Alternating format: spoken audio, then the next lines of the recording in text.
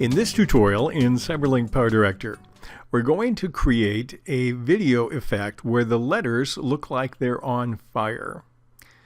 This comes as a request from a subscriber. Now we're not going to use a title, we're actually going to use a mask. Let me show you how we're going to do this. I have a video, I'll drop down to track 2. I don't want it on 1, I want it on track 2.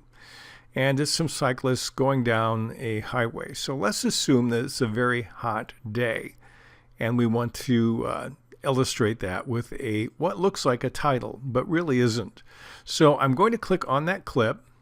And in the designer option, I'm going to click on Mask Designer. Now, if you don't have PowerDirector 16, this tool is found under the pip designer. So I'll click there, and we're going to create a mask.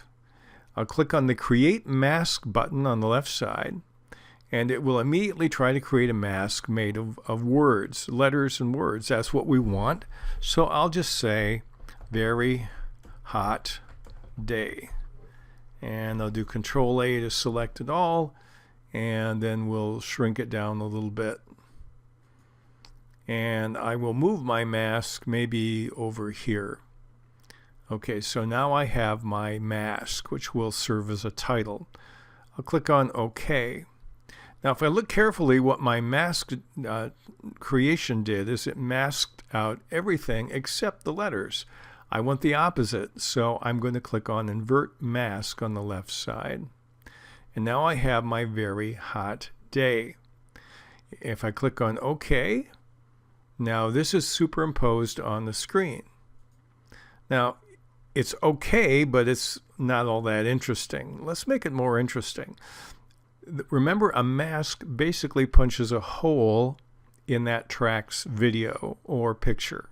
So what we've done is we've created a hole, and when we look underneath to track number 1, which is empty, it defaults to black. So if we want to change the color of the letters, we need to change the track underneath. I could use a color board, click over here, we'll just click on blue and drag it down, move my playhead over here, and now the letters are blue. Likewise, if I put green on the track, they would be green. And we have a tutorial on how to make these move in motion using these tools and keyframing. But let's assume that we don't want either of those, and we don't want black, we want something different. I'm going to click on my media content, and here I have a couple of short clips that are video clips. And now you see I have very hot day, and if I play this over here, it's actually moving because underneath I have another video that you can only see inside the letters. So that's not too bad. Let's show you another effect. I have another short video here, and this is very hot today, and I'll go ahead and play it. And it's kind of what I like, but not quite. So what I'm going to do is show you something else you can do with the video.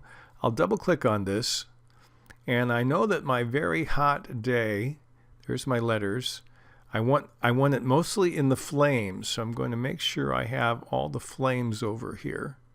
And I can enlarge it as well as simply move it. And now if I click on OK, that video will play, and you will see more of the flame action in that particular part of the video.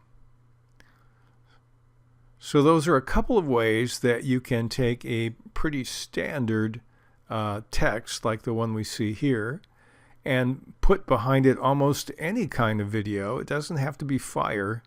It can be anything you like, and then you can change the look and feel of that.